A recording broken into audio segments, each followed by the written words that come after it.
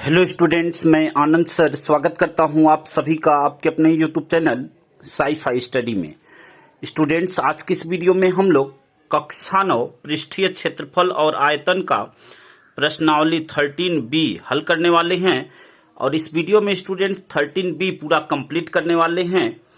अगर इस वीडियो से पीछे जितने भी प्रश्न हैं वह सभी हमने कर दिया है। अगर वह वीडियो आप नहीं देखे हुए हैं तो नीचे डिस्क्रिप्शन में आपको लिंक मिल जाएगा, वहां से पीछे की वीडियो देख सकते हैं। और स्टूडेंट्स, अगर आप चैनल पे नए हैं और अब तक आपने चैनल को सब्सक्राइब नहीं किया हुआ तो एक बार चैनल को जरूर सब्सक्राइब करें, क्योंकि यहाँ पे सभी चीजें लगातार आपको चैप्टर वाइज बिल्कुल आसान भाषा में मिल रही है। वीडियो को स्टार्ट करते हैं स्टूडेंट्स। प्रश्न नंबर 22 है, किसी आयताकार बक्से की लंबाई, चौड़ाई तथा ऊंचाई 1:2:3 के अनुपात में है। बक्से का आयतन ज्ञात कीजिए यदि संपूर्ण पृष्ठ 1078 डेसीमीटर स्क्वायर है। अब देखिए इस प्रश्न को कैसे हल करेंगे स्टूडेंट्स। यहाँ पे एक एक स्टेप को ध्यान से समझिएगा। हम यहाँ पे मान लेते हैं, हम लिखते हैं यहाँ पे माना बक्से की लंबाई, माना बक्से की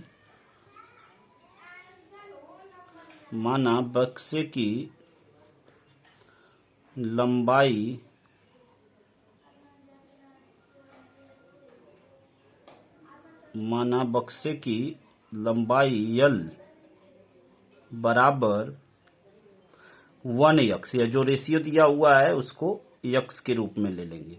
चौड़ाई B बराबर 2x और ऊंचाई h बराबर 3x।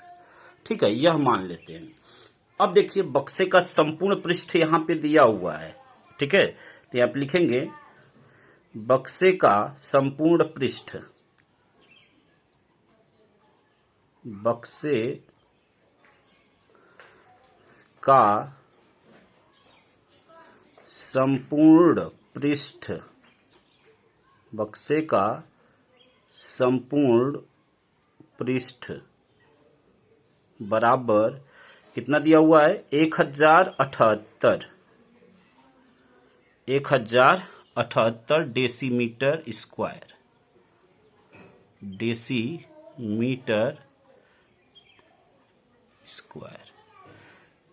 ठीक है स्टूडेंट्स। अब देखिए बक्से का संपूर्ण पृष्ठ, अब यह बक्सा जो है वह घनाभ के आकार का है, क्योंकि उसकी लंबाई, चौड़ाई, ऊंचाई यहाँ पे अनुपात के रूप में दिया हुआ है।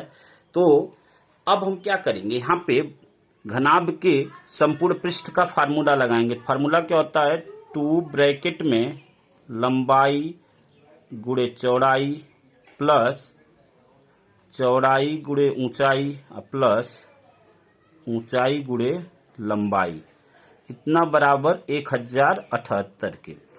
अब यह जो मान है इन सभी मानों को यहाँ पे रख देंगे और यक्स का मान निकाल लेंगे। तो 2 गुणे लंबाई का मान 1 यहाँ पे गुणांक में लिखें या न लिखें बात एक ही है। यक्स गुणे बी का मान 2x, ठीक है, प्लस बी का मान 2x और h का मान 3x, प्लस h का मान 3x गुणे यल का मान x। ठीक है स्टूडेंट्स, उम्मीद करते हैं कि इस लाइन को आप अच्छी तरह समझ गए होंगे। अब देखिए यहाँ पे हल कर लेते हैं। अब यहाँ पे यह देखिए 2x और x इन दोनों का गुणा हो जाएगा, तो यह हो जाएगा 2x स्क्वायर। ठीक है, यहाँ पे देखिए प्लस 2x और 3x, तो इन दोनों का गुणा होगा 2 3 6x स्क्वायर प्लस 3x और 1x, तो 3 एक कम 3x स्क्वायर। ठीक है स्टूडेंट्स, बराबर 1078। ठीक है, उम्मीद करते हैं स्टूडेंट्स कि यहां तक बिल्कुल आप अच्छी तरह समझ गए होंगे। अब देखिए इन सभी को जोड़ लेंगे और हल कर लेंगे।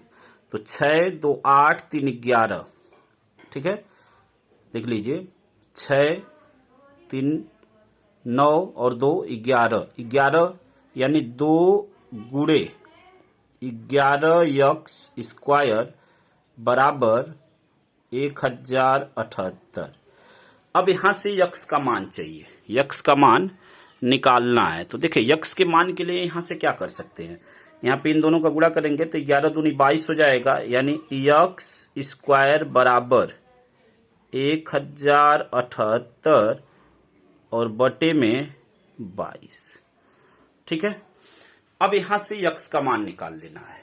ठीक है, अब यहां से यक्स का मान निकाल लेना है। तो अब देखिए यक्स के मान के लिए क्या कर सकते हैं, यहां से पहले 22 से अगर इसमें भाग देंगे तो यह कितना टाइम्स जाएगा, देख लीजिए, पहले 4 टाइम्स जाएगा। देखिए तो यहां से 4 टाइम्स ले जाएंगे तो यह क्या हो जाएगा, देखिए 22 चौक के 88, 4 टाइम 22 चौक 88 और 88 107 में से 88 माइनस करेंगे, ठीक है ना, 107 में से 88 माइनस करेंगे तो क्या बचेगा स्टूडेंट्स, 19 हो जाएगा, और यह 8 उतार लेंगे तो 198। अब 9 बार में 9 दूनी 18, 9 दूनी 18 1 19, यानी 9 बार में कट जाएगा, यानी यक्स स्क्वायर का मान कितना आ गया, 49 आ गया। हमें यक्स का मान चाहिए तो इसका वर्गमूल ले लेंगे तो यक्स बराबर हो जाएगा 7। ठीक है स्टूडेंट्स, उम्मीद करते हैं कि यहां तक आप बिल्कुल अच्छी तरह समझ गए होंगे। अब देखिए हमें चाहिए क्या, हमें लंबाई चौड़ाई और ऊंचाई चाहिए। तो यहां से देखिए जो लंबाई हमने माना हुआ है, तो यहां पे लंबाई बराबर क्या माना हुआ है, यहां पे 1x, तो यहां पे 1x यानी 1 में x का गुणा है तो x का मान 7, तो 1 गुणे 7 यानी 7 ही होगा, तो यह आपका हो जाएगा 7 डेसीमीटर, 7 डेसीमीटर। ठीक है स्टूडेंट्स, अब देखिए यहां से चौड़ाई, अब चौड़ाई निकाल लेते हैं, चौड़ाई। ठीक है, चौड़ाई का मान क्या दिया हुआ है, यहाँ पे 2x, तो 2 और यक्स का मान 7 गुणा कर लेंगे तो 7 दूनी 14 डेसीमीटर, 14 डेसीमीटर। अब ऊंचाई का मान निकाल लेंगे। ठीक है, तो यहां से देखिए ऊंचाई,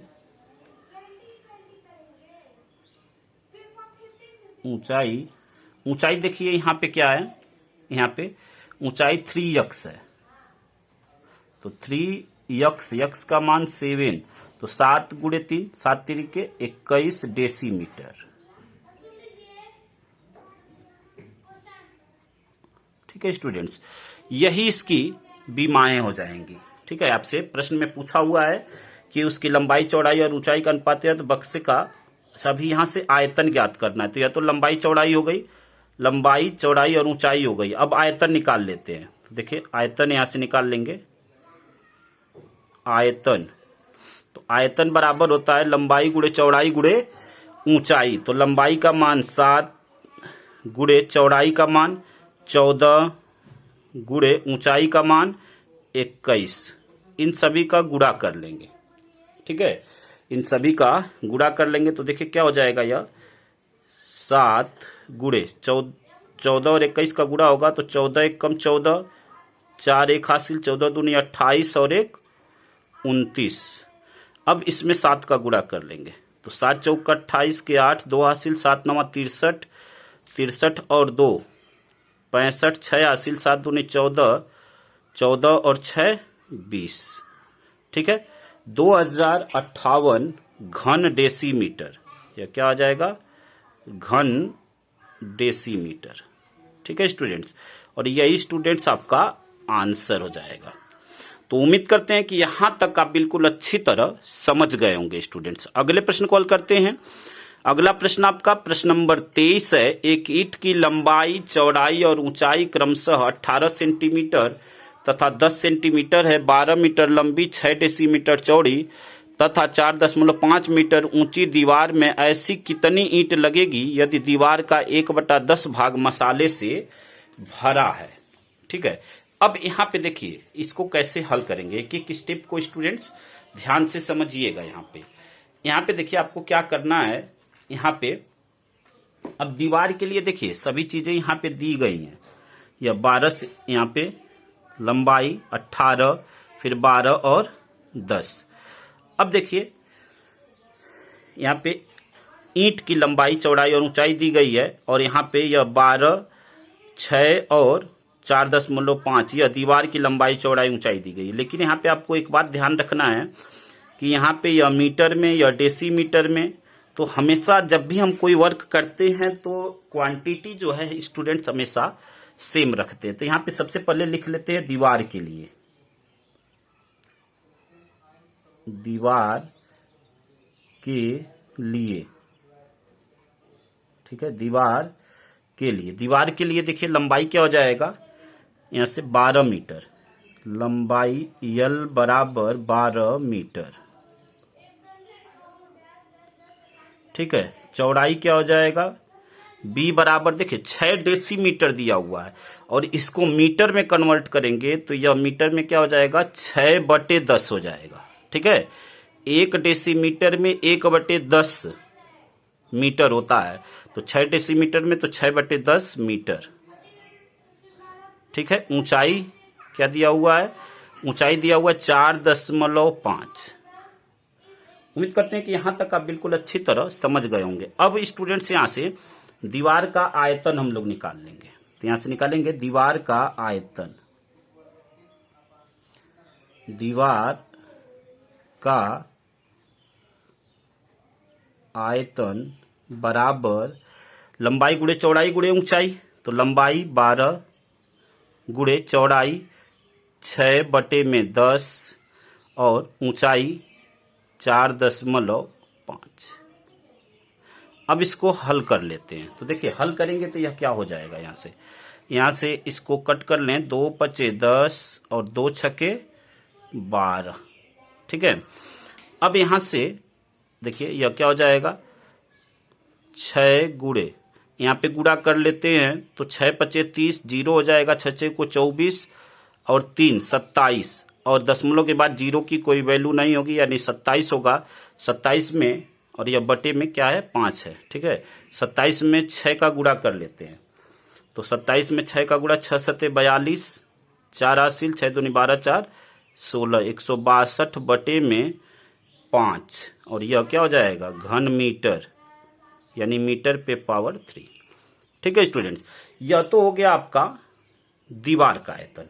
अब देखिए दीवार जो है यहाँ पे क्या दिया हुआ है प्रश्न में कि यदि दीवार का 1/10 भाग मसाले से भरा हुआ है, तो यानी यह जो आयतन आया है इसका 1/10 भाग मसाले से भरा हुआ है, तो वह यहां से निकाल लेंगे।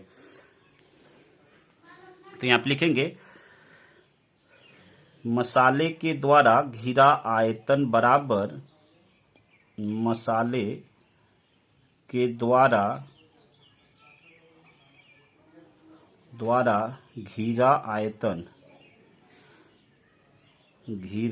आयतन बराबर 162 बटे में 5 गुणे 1/10।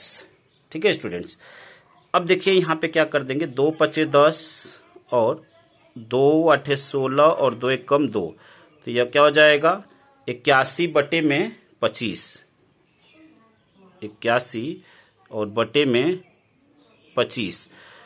ठीक है, यह किस में आ गया, घन मीटर में, घन मीटर।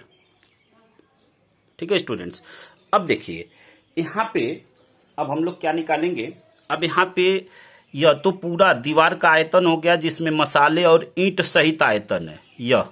ठीक है, और यह वह आयतन है जो मसाले से घिरा हुआ है, तो केवल ईंट का, अब अगर यहां से निकालें कि केवल ईंट से घिरा आयतन कौन सा होगा, तो इस टोटल में से अगर यह मसाले वाला माइनस कर दें तो ईंट से घिरा आयतन प्राप्त हो जाएगा। तो अब यहाँ पे वही चीज लिखेंगे स्टूडेंट्स, यहाँ पे क्या लिखेंगे, केवल ईंट के द्वारा घिरा आयतन, केवल ईंट के द्वारा ईंट के द्वारा घिरा आयतन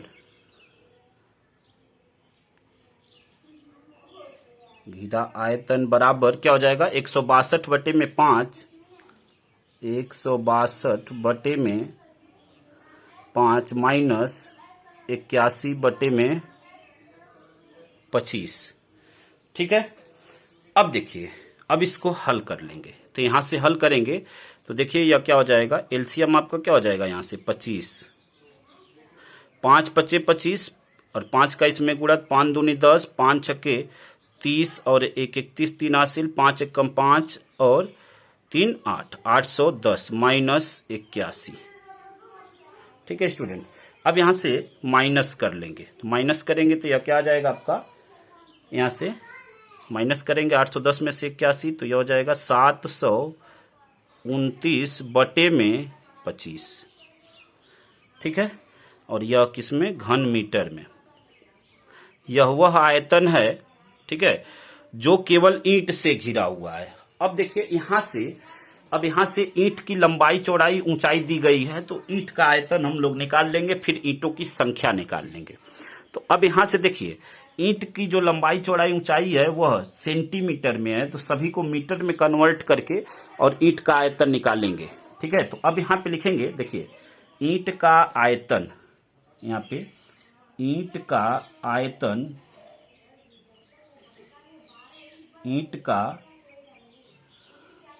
आयतन बराबर लंबाई गुणे चौड़ाई गुणे ऊंचाई। तो लंबाई है 18 सेंटीमीटर, यहाँ पे आप देख रहे हैं। तो सेंटीमीटर को जब मीटर में बदलेंगे तो 1 सेंटीमीटर को जब मीटर में बदलेंगे तो 1/100 होगा। यहाँ 18 सेंटीमीटर है, तो यह हो जाएगा मीटर में बदलेंगे तो 18/100।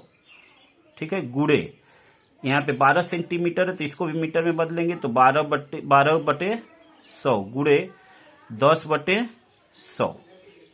उम्मीद करते हैं कि इस लाइन को आप समझ गए होंगे स्टूडेंट्स। यहाँ 0 से 0 कट गया। ठीक है, अब यहाँ पे गुणा कर लेते हैं, तो गुणा करेंगे तो यह क्या हो जाएगा, 18 दूनी 36, 18 कम 18 और 3 21, और यह बटे में क्या हो जाएगा, यहाँ पे गुणा कर लेते हैं। ठीक है, यह ईंट का आयतन हो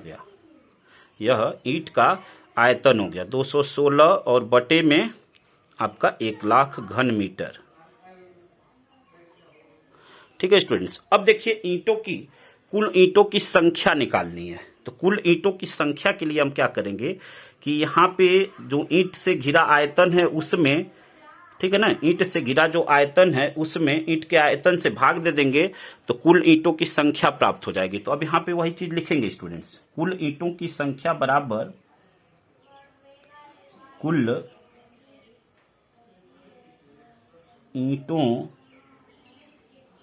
की संख्या बराबर कुल ईंटों की संख्या यानी 729 बटे में 25, 729 बटे में 25 और इसके बटे में 216 और बटे में यह 1,00,000। ठीक है ना। तो अब यहां पे जब यह बटे में करेंगे तो यह व्युत्क्रम हो जाता है स्टूडेंट्स, यानी जिसे आप इंग्लिश में रेसिप्रोकल कहते हैं, यानी यह जो हर है वह ऊपर चला जाएगा, यानी अंश में चला जाएगा। ठीक है, अंश में, और यहाँ पे जो अंश है वह हर में हो जाएगा। ठीक है, अब इसको सरल कर लेते हैं। तो अब यहां से सरल करेंगे, देखिए 25 से भाग देंगे तो यह क्या हो जाएगा, 25 चौक के 100 और यहाँ पे 3 0। ठीक है, अब देखिए इसको हल करते हैं तो यहां से 3 सत्ते 21, ठीक है, और 3 दूनी 6। ठीक है स्टूडेंट्स, यहाँ पे 3 सत्ते 21 और 3 दूनी 6। ठीक है, या तो और बड़ी संख्या से कट कर दें ताकि जल्दी से कट हो जाए। तो अगर 9 से कट करते हैं तो देखिए क्या हो जाएगा, 9 दूनी 18, 21 में से 18 गया 3, 36, 9 चौके 36, 24 हो गया। इसको कट कर देते हैं तो 9 अठे 72 और 9 एकम 9। अब 3 से कट कर देते हैं, 3 अठे 24, 8 और इसको कट कर देंगे तो यह हो जाएगा 27। ठीक है स्टूडेंट्स, अब 8 से 4000 को कट कर देते हैं तो 8 पच्चे 40, यह 500 हो गया। अब 500 में 27 का गुणा कर लेंगे, तो देखिए 500 में 27 का गुणा करेंगे तो क्या हो जाएगा, 5 सत्ते 35 के 5, ठीक है, 2 हासिल 3 हासिल और 5 दूनी 10 और 3 13, और यहाँ पे यह 2 जीरो लग जाएगा, यानी जो आंसर आएगा 13,500 इतने ईंट की जरूरत पड़ेगी। उम्मीद करते हैं स्टूडेंट्स कि यहां तक बिल्कुल आप अच्छी तरह समझ गए होंगे। अगले प्रश्न को हल करते हैं स्टूडेंट्स। अगला प्रश्न आपका प्रश्न नंबर 24 है। 25 मीटर लंबे तथा 13.5 मीटर चौड़े एक मैदान के केंद्र में एक तालाब 5 मीटर गुड़े 4.5 मीटर गुड़े 2.1 मीटर बीमाओं का खोदा गया है। इससे निकली मिट्टी को मैदान के शेष भाग पर समान रूप में फैला दिया गया। बताइए मैदान कितना ऊंचा उठ जाएगा। ठीक है, तो यहाँ पे देखिए सबसे पहले हम लोग तालाब का आयतन निकालेंगे, जहाँ पे तालाब की लंबाई चौड़ाई और ऊंचाई यहाँ पे दी गई है, और जो तालाब का जो आयतन होगा वही खोदी गई मिट्टी का भी आयतन होगा, क्योंकि उसके आयतन के बराबर ही मिट्टी खोद कर निकाली गई होगी। तो अब यहाँ पे हल करते हैं इसको। तालाब का आयतन यहाँ पे लिखेंगे, तालाब का आयतन,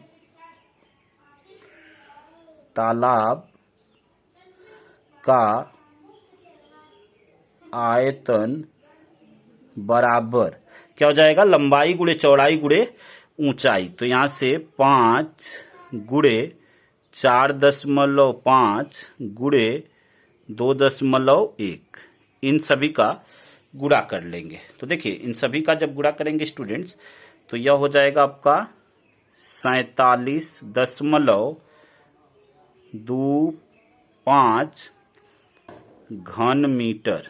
क्या हो जाएगा, गुणा हमने पहले ही कर लिया ताकि कैलकुलेशन लंबा ना हो। 47.25 घन मीटर। तो यही जो आएगा वह खोदी गई मिट्टी का भी आयतन होगा, क्योंकि तालाब का जो आयतन होगा, तालाब को जब खोदा जाएगा तो वह अपने आयतन के बराबर ही मिट्टी बाहर निकालेगी। तो यहाँ पे लिख लेंगे खोदी गई मिट्टी का आयतन, खोदी गई मिट्टी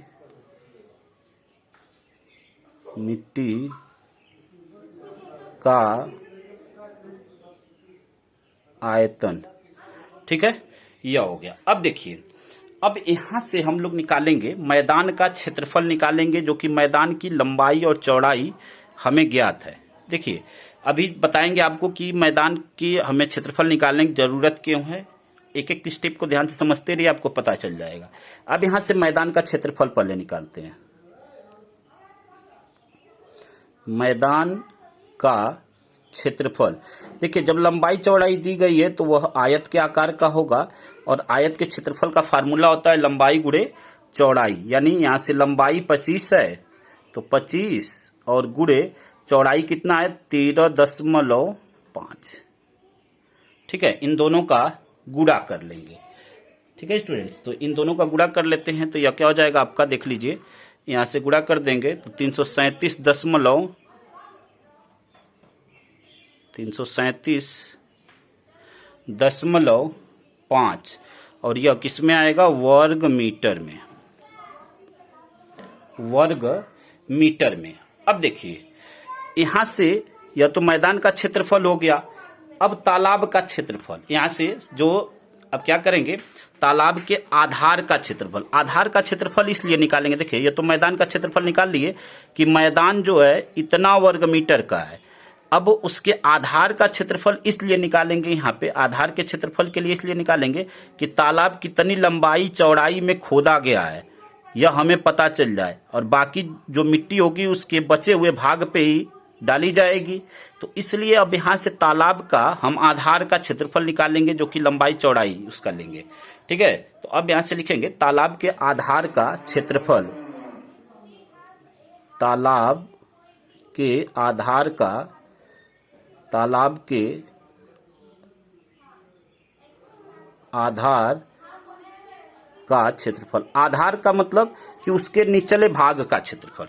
जैसे कोई तालाब है इस टाइप से, तो यह जो भाग है उसके निचले भाग का क्षेत्रफल, तो वह लंबाई गुणे चौड़ाई होगा। तो लंबाई 5 और चौड़ाई 4.5 है, तो 5 गुणे 4.5। ठीक है, इसका गुणा कर देंगे तो यह क्या हो जाएगा 22.5 और यह किस में आएगा वर्ग मीटर या मीटर स्क्वायर। ठीक है, अब देखिए यह तो वह भाग हो गया जो तालाब जिसमें खोदा जा रहा है और मैदान का पूरा क्षेत्रफल इतना है। तो जब टोटल में से यह माइनस कर देंगे तो शेष मैदान का क्षेत्रफल हमें पता चल जाएगा जिस पे मिट्टी डाली जा रही है। तो यहां पे लिखेंगे शेष मैदान का क्षेत्रफल, शेष मैदान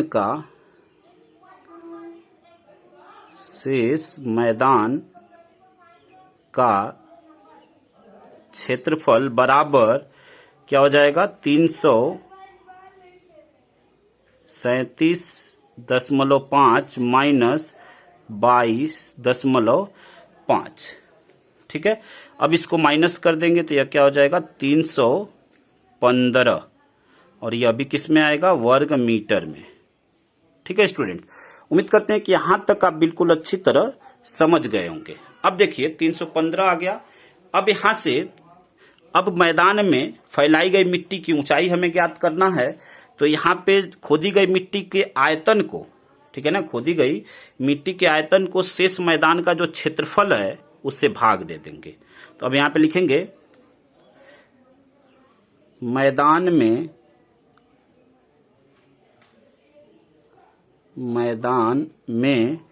फैलाई गई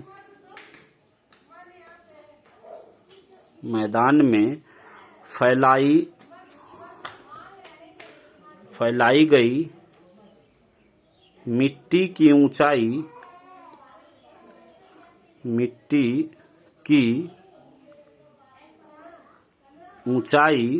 h बराबर यह क्या हो जाएगा 47.25 और बटे में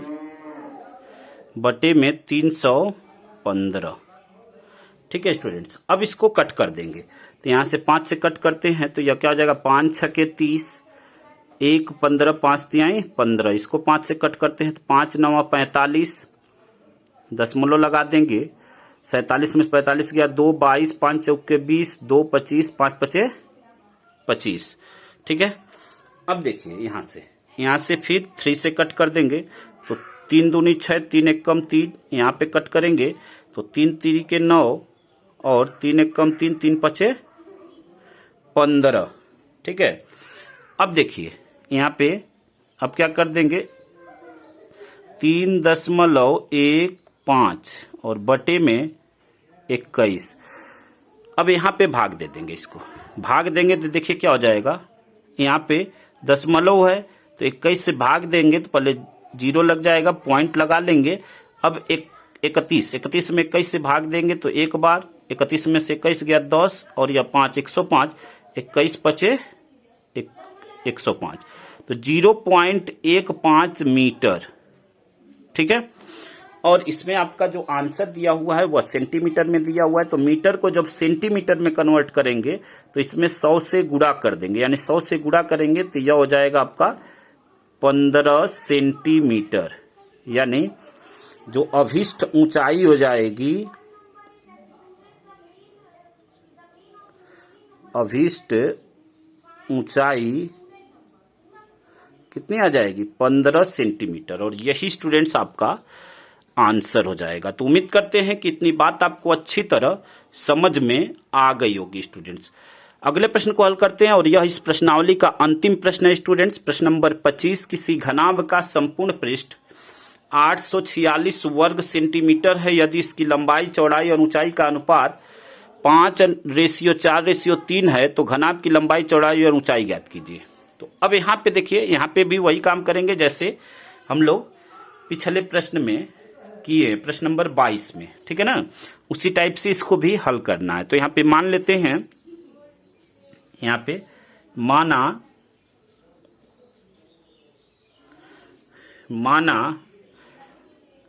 लंबाई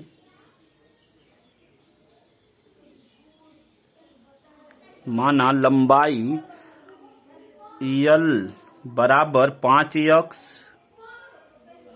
ठीक है, चौड़ाई यानी ब्रेड्थ b बराबर 4x और हाइट बराबर 3x।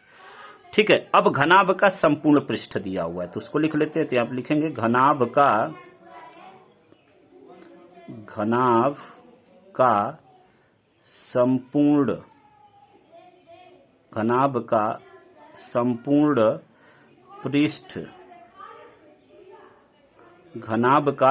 पृष्ठ बराबर 846 वर्ग सेंटीमीटर या सेंटीमीटर स्क्वायर।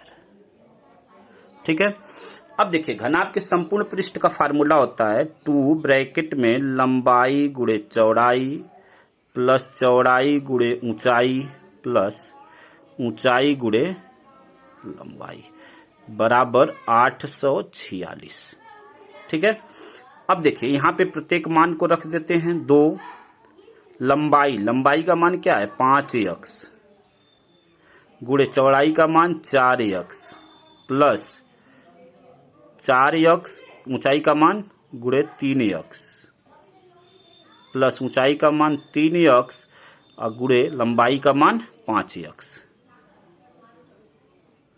ठीक है स्टूडेंट्स, अब देखिए बराबर 846। यहां से हल करके x का मान निकाल लेंगे और यही x का मान लंबाई चौड़ाई ऊंचाई में रख देंगे तो वही आंसर हो जाएगा। तो अब यहां से इसको हल कर लेते हैं। अब यहां से हल करेंगे तो देखिए क्या हो जाएगा 5x और 4x तो 5 चौके 20x स्क्वायर प्लस 4 तिहाई 12x स्क्वायर प्लस 5 तिहाई 15x स्क्वायर बराबर 846। इन सभी को ऐड कर लेंगे तो यहां से ऐड करेंगे तो क्या हो जाएगा देखिए 20 और 12 32 और 15 तो 32 और 15 हो जाएगा आपका 47। ठीक है, तो 2 गुणे 47x स्क्वायर। ठीक है स्टूडेंट्स, बराबर 846। 2 का गुणा कर लेंगे, हमें x का मान चाहिए तो x स्क्वायर बराबर क्या हो जाएगा 846 बटे में 47। इन दोनों को बटे में भेज देंगे 2 गुणे 47 को। अब यहां से इसको हल कर लेंगे तो यहां पे हल करेंगे देखिए क्या प्राप्त होगा 2 से भाग दे देंगे तो 2 चौके 8 2 दूनी 4 और 2 तिहाई 6 423 आ गया। अब देखिए अब यहां से 9 से 47 के पहाड़ा में 9 बार में यह 423 आएगा। देखिए 47 के पहाड़ा में 9 बार में 47 से कम 47 यहाँ पे 9 सत्ते 63 के 3 और 9 चौके 36 और 6 तो 36 4 40 और 2 42 यानी 9 बार में 423 आएगा। तो यहाँ पे 9 तो यह तो x स्क्वायर का मान आया 9। अब x का मान चाहिए तो इसका वर्गमूल ले लेंगे तो 3 आ गया। ठीक है, अब यहां से लंबाई चौड़ाई ऊंचाई चाहिए तो यहाँ पे लंबाई यहाँ पे लिख लेंगे लंबाई। अब जो माना है हमने वहां पे वैल्यू रख देंगे तो लंबाई क्या माना हुआ है 5x तो यहाँ पे लिखेंगे लंबाई 5x बराबर 5 गुणे x का मान कितना है 3 बराबर 15। ठीक है, 15 सेंटीमीटर। ठीक है स्टूडेंट्स, 15 सेंटीमीटर। अब देखिए यहां से चौड़ाई